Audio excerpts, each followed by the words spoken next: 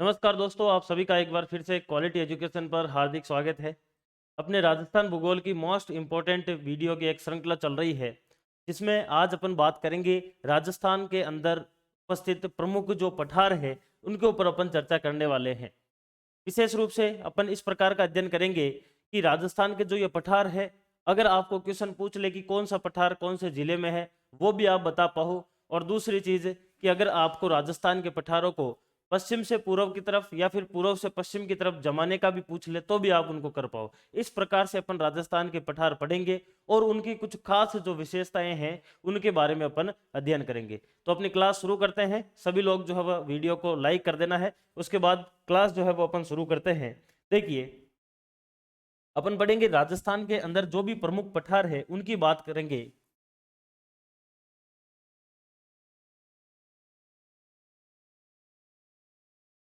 राजस्थान के प्रमुख पठार पठार से आप सभी को पता है कि ऐसा क्षेत्र, क्योंकि यह भी ज्वालामुखी के वजह से ही बनता है। जब अगर आपका पतला मैग्मा बाहर निकलता है लावा के रूप में, तब पठार का निर्माण होता है। और अगर गाढ़ा लावा निकलता है तब आपके पर्वत का निर्माण होता है। यानी कि पठार भी जो है वह एक प्रकार का क्या है, लावे से निर्मित एक भूभाग है जिसको पठार कहा जाता है।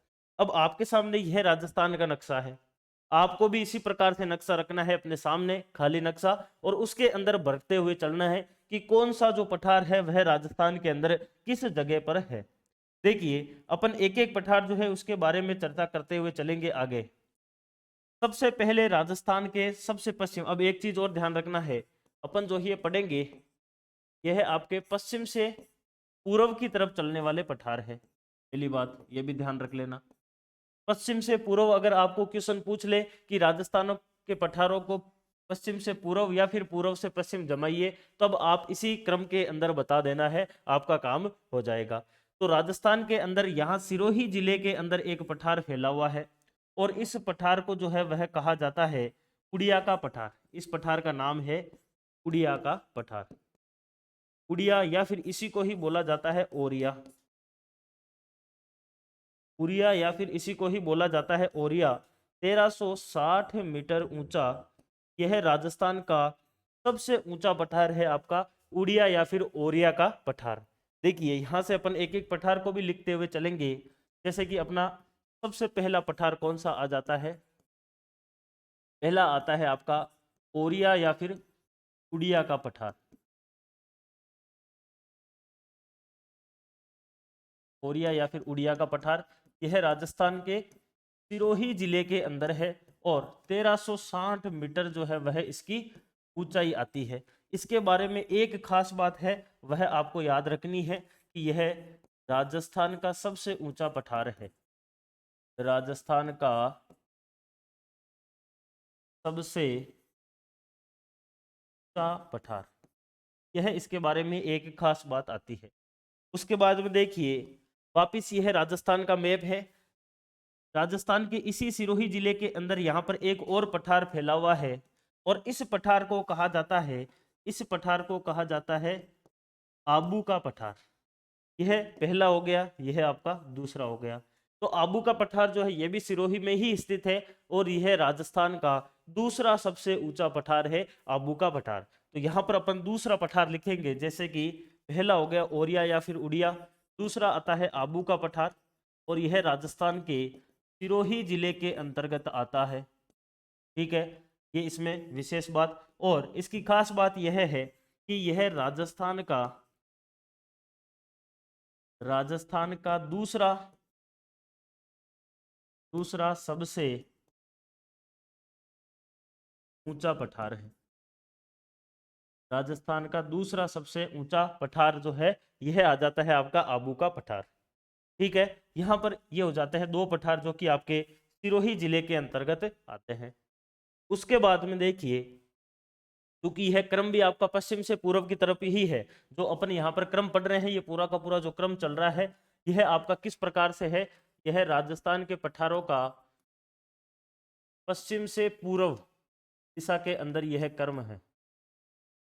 पश्चिम से पूर्व दिशा के अंदर जो है यह आपका क्रम जो है यह आता है इसके अंतर्गत।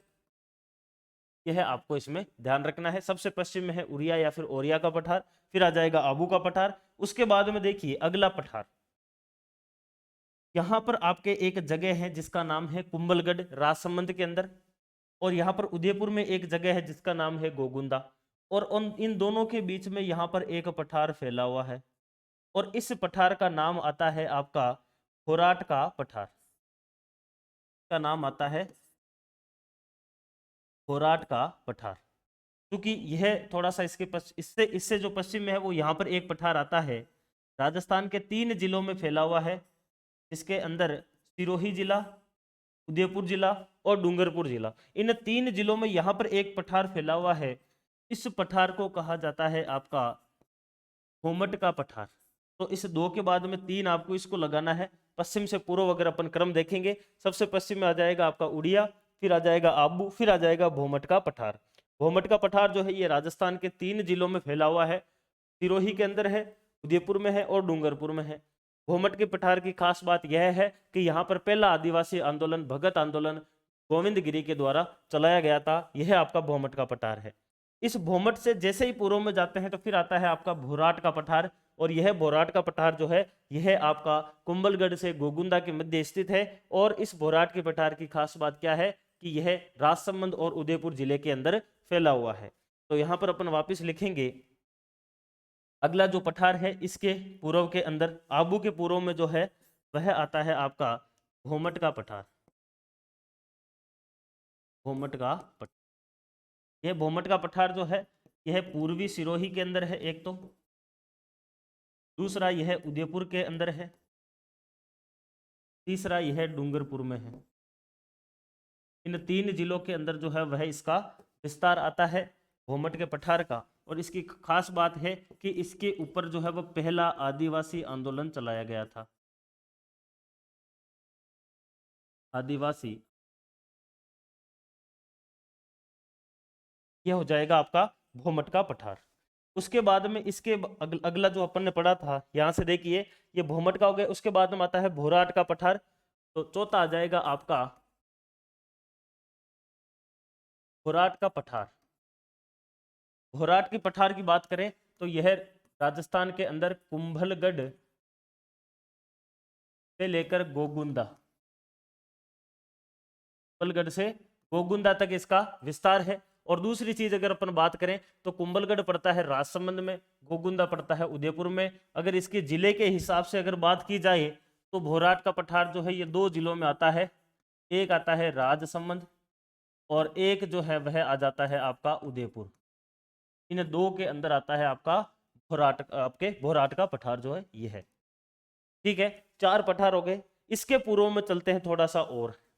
तो यहाँ पर एक जगह पड़ती है राजसमंद के अंदर जिसका नाम है देवगढ़, और इस देवगढ़ के अंदर अरावली के पर्वत पदीय क्षेत्र के अंदर एक पठार मिलता है, और उस पठार को जो है वह कहा जाता है आपके पीडमोंट पठार।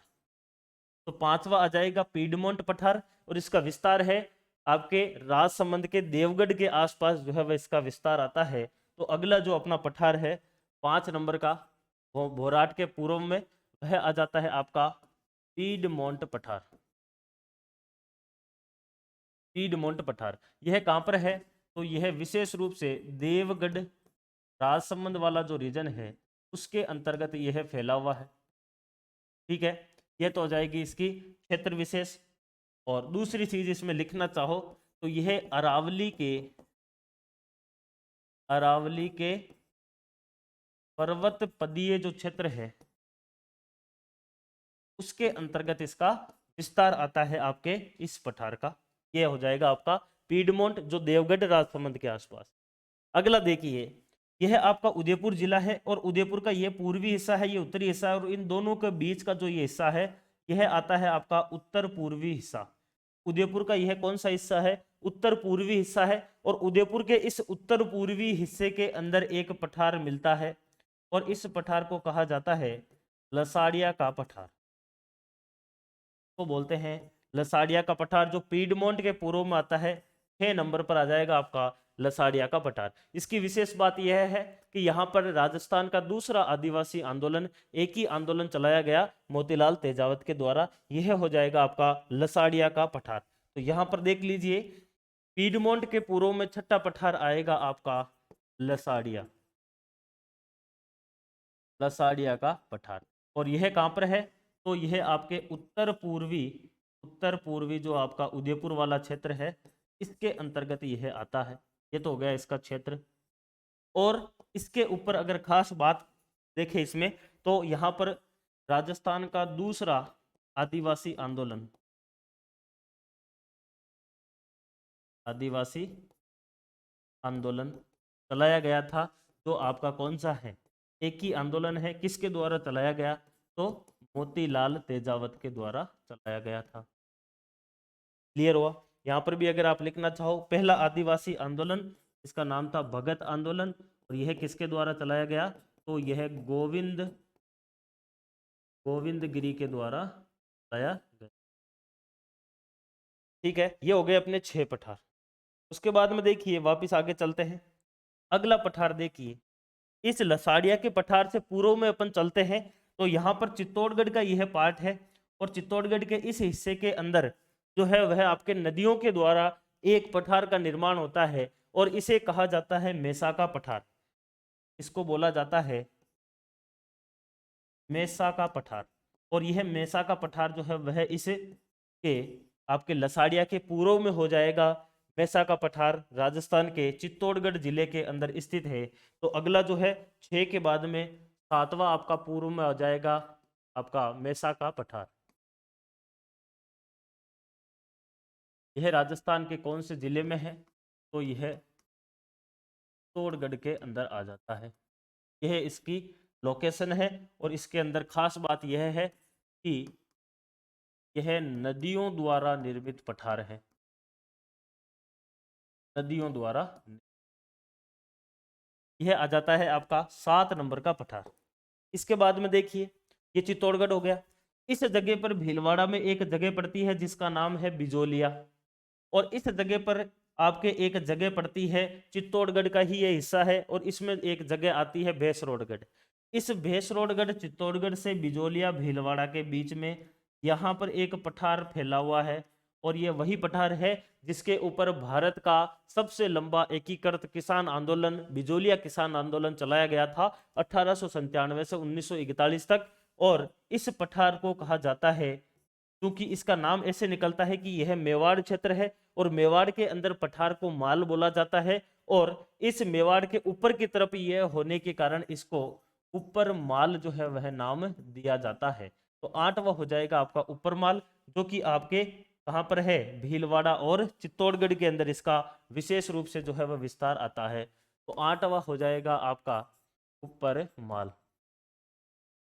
ऊपर माल का विस्तार जो है वह बिजोलिया से लेकर आपके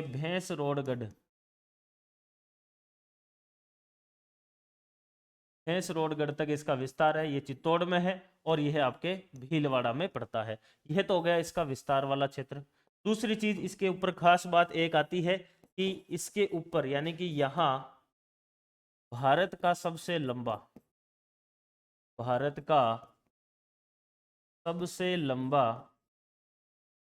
एकीकृत किसान आंदोलन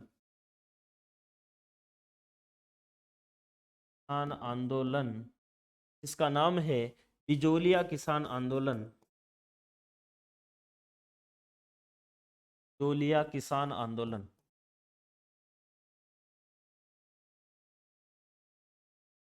बिजोलिया किसान आंदोलन 1897 से लेकर 1941 तक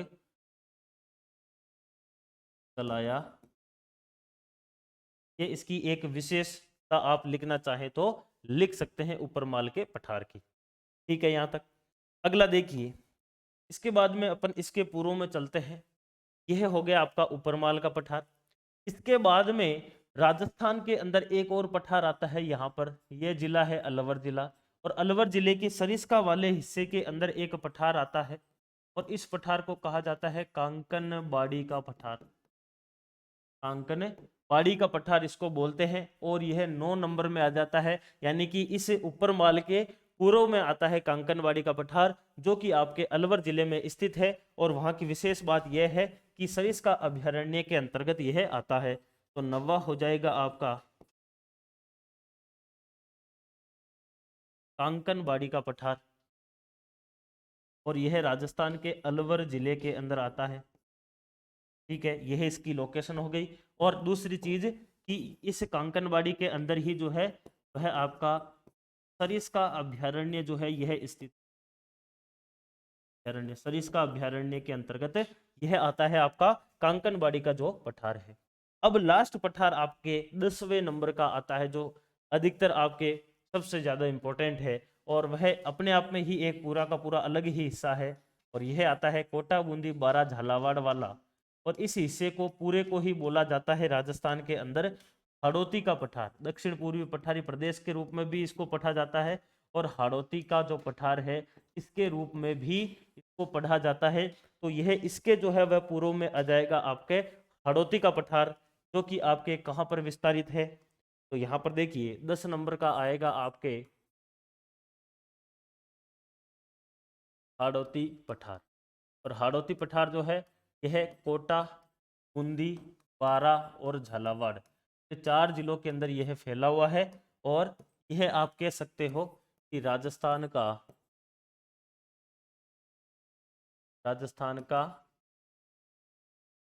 पूर्वतम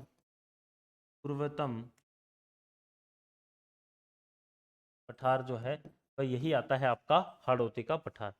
तो यहां से देखिए अब वापिस आप एक बार, ये राजस्थान के क्या है सारे के सारे लगभग जो पठार है जो आपको हर एग्जाम के अंदर पूछे जाते हैं वह आ जाते हैं। उड़िया या फिर ओरिया का पठार, आबू का पठार, भोमट का पठार, भोराट का, इसके बाद में पीडमोंट पठार, लसाड़िया का पठार, मेसा का पठार, ऊपरमाल का पठार, उसके बाद में कांकनबाड़ी का पठार और हाड़ौती का पठार। यह प्रमुख पठार है जो कि आपको हर एग्जाम के अंदर पूछे जाते हैं। अब यहाँ से 2 प्रकार के क्वेश्चन आते हैं। एक तो डायरेक्ट पूछ लेता है छोटे एग्जाम में कि जैसे कि ऊपरमाल का पठार जो है इसका विस्तार कौन से जिलों में है, या फिर लसाड़िया के पठार का विस्तार कौन से जिले में है, या थोड़ा सा इसका लेवल ऊपर बढ़ाने के लिए इसके अंदर अगला जो क्वेश्चन है वह किस प्रकार से पूछा जा सकता है। तो वह पूछा जाता है कि एक तरफ आपको पठार दे देगा, एक तरफ आपको जिले दे देगा, और फिर उनका जैसे कि इधर दे दिया 1 2 3 4, एक तो ये टाइप हो जाएगा इसके अंतर्गत, और इधर दे देगा आपका ए बी और डी, और इधर जो है ये आपके पठार के नाम, इधर आपको जिले के नाम दे देगा। इनका मेल जो है वह करवाने वाला है, और फिर आपको जो है वो नीचे कूट देगा, और उस कूट को भर के आपको आंसर चुनना होगा कि ए सही है कि बी सही है कि सी सही है या डी। इस टाइप के इसमें एक क्वेश्चन तो ऐसा मिलता है पठार में, ठीक है ना। और एक क्वेश्चन मैंने आपको बता दिया डायरेक्ट पठार बोलेगा और जिले पूछ लेगा कौन से में विस्तार है। ये इस प्रकार का क्वेश्चन जो है वो पठार के अंतर्गत आता है। यह आपके राजस्थान के प्रमुख जो पठार है पश्चिम से पूर्व की तरफ मैंने सीक्वेंस लिखाया है, यह आप लोग जो है वो याद कर सकते हैं। ये टोटल जो है वो 10 पठार आपके सामने है। इनके अगर आप स्क्रीनशॉट लेना चाहते हैं तो स्क्रीनशॉट ले लीजिए, ये आपके लिए काफ़ी इंपॉर्टेंट है। और इसके जो है वो नोट्स आपको बना लेने हैं, यह आपके लिए काफ़ी इंपॉर्टेंट आ जाते हैं। ये सारे के सारे आपके पठार हो गए। तो राजस्थान के जो प्रमुख पठार है उसके ऊपर अपन ने इस क्लास में चर्चा की है। वीडियो आपको कैसा लगा है कमेंट में बताना है, वीडियो को लाइक करना है, दोस्तों के साथ शेयर करना है। धन्यवाद।